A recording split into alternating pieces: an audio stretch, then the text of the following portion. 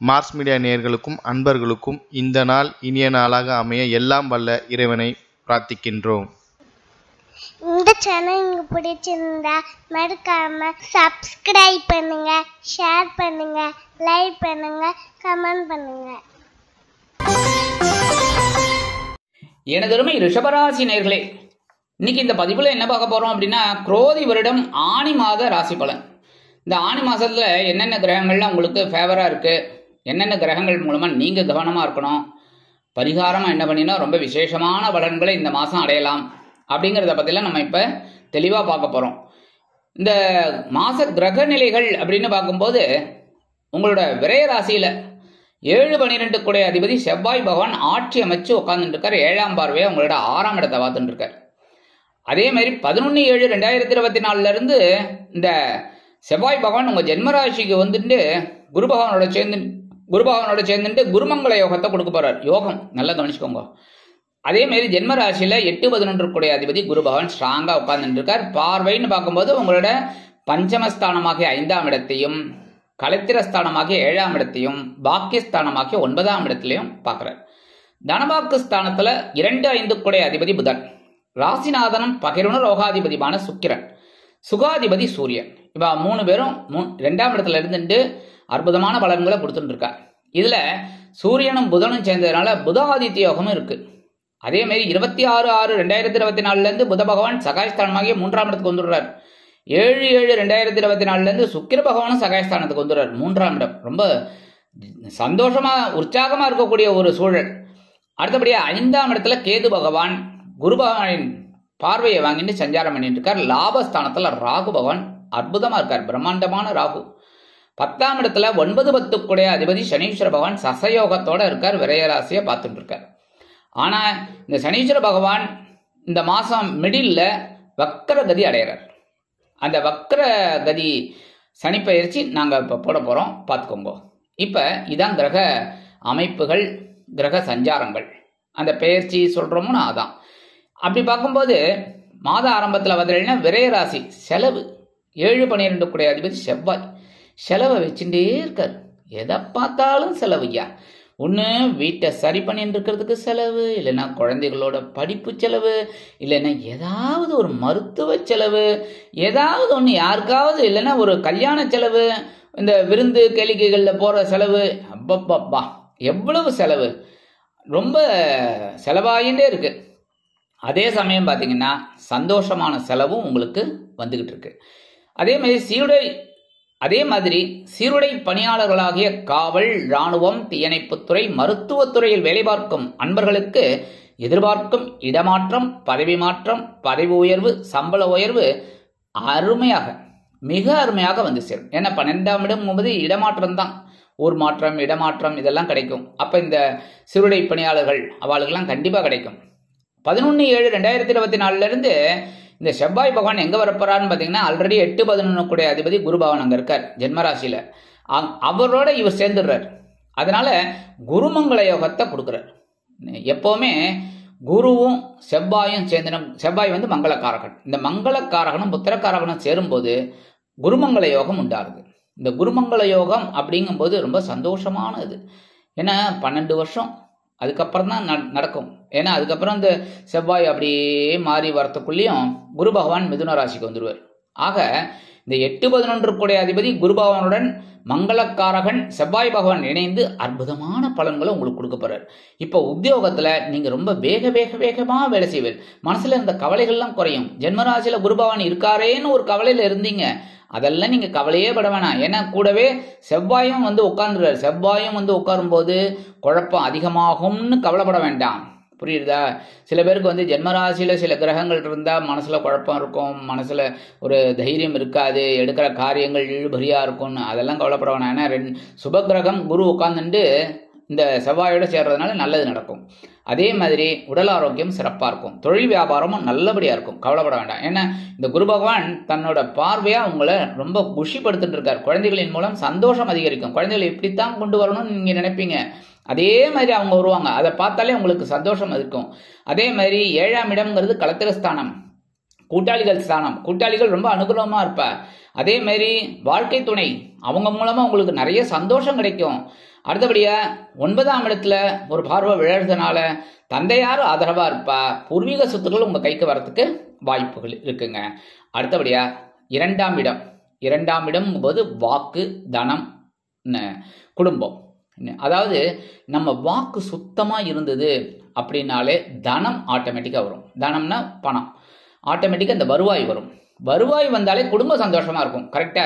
ஒன்றும் இல்லை, இப்போ நீங்க உத்தியோகத்துக்கு போற ஆண்கள் அப்படின்னா நேராக இந்த சம்பள கவரை கொண்டு உங்க இல்லத்தரசிகள்கிட்ட கொடுத்தீங்கன்னா வச்சுக்கோங்க, அவளுக்கு ரொம்ப சந்தோஷமா இருக்கும்.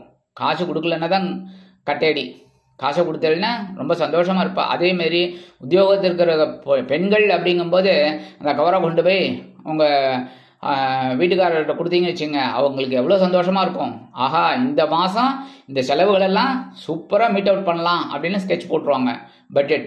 அதனால இந்த தனவாக்கு குடும்பஸ்தானத்தில் எந்தெந்த கிரகங்கள் இருக்குன்னா, உங்க தனவாக்கு குடும்பஸ்தானாதிபதி, அதே சமயம் பஞ்சமாதிபதி புதன், அதே மாதிரி சுகாதிபதி சூரியன், 2 பேரும் சேர்ந்துட்டு புதாதித்ய யோகம் கொடுக்கறதுனால இந்த கல்வி பயிலும் மாணவ மாணவிகள், இந்த குழந்தைகள் நல்லா படிக்கக்கூடிய ஒரு வாய்ப்புகள் அவங்களுக்கு கிடைக்கும்.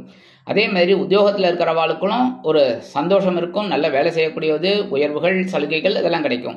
அதே மாதிரி தொழில் வியாபாரத்தில் இருக்கிறவாளுக்கும் ரொம்ப அற்புதமான ஒரு சூழல் கண்டிப்பாக அமையும். பகைருண ரோகாதிபதி சுக்கிர பகவானும் அங்க இருக்கார். எங்க? 2ஆம் இடத்துல. அப்ப 2ஆம் இடத்துல சுக்கிர பகவான் உங்க ராசிநாதன் ஐயா. 6ஆம் இடத்து அதிபதினாலும் ராசி, இந்த ராசிநாதன் சும்மா விட்டுருவாரா?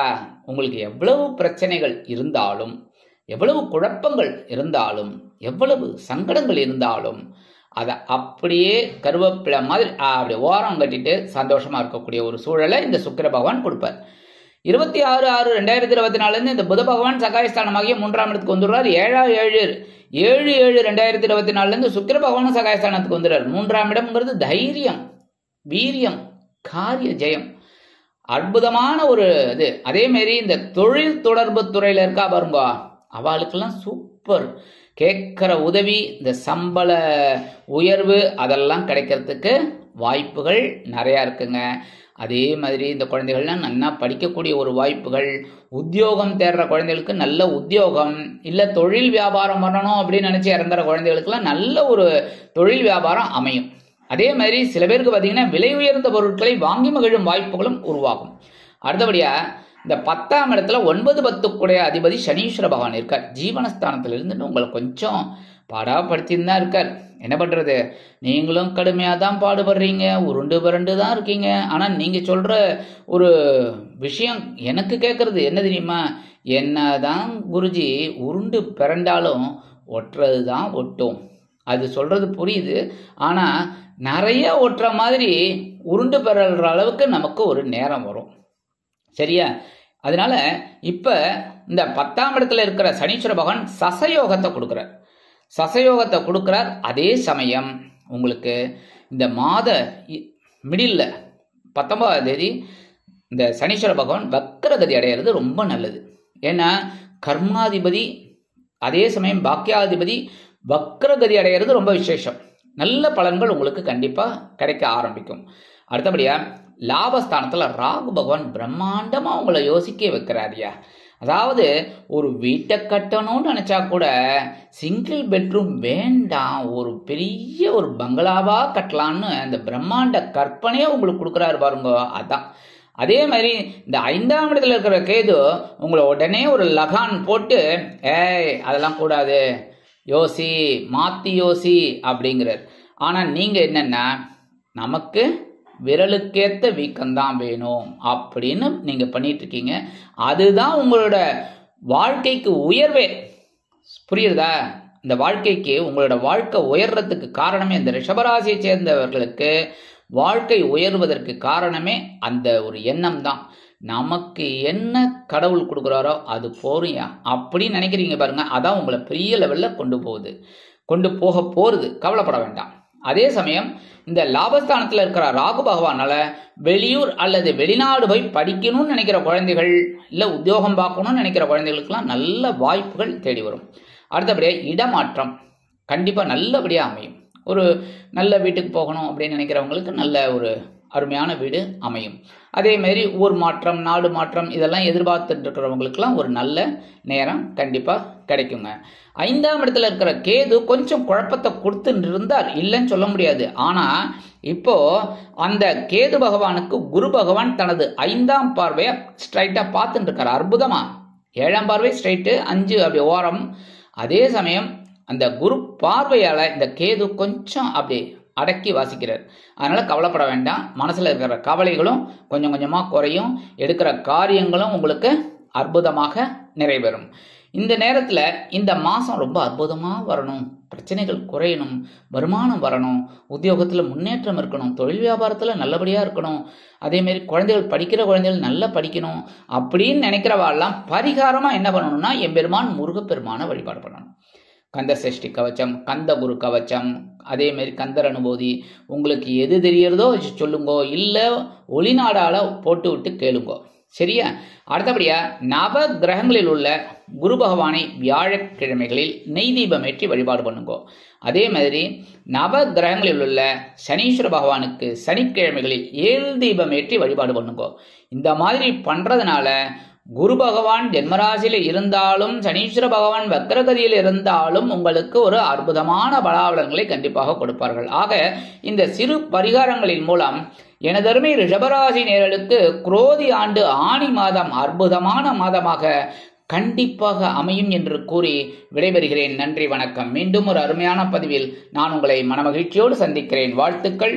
வாழ்க வளமுடன். இந்த சேனல் உங்களுக்கு பிடிச்சிருந்தா மறக்காம சப்ஸ்கிரைப் பண்ணுங்க, லைக் பண்ணுங்க, ஷேர் பண்ணுங்க.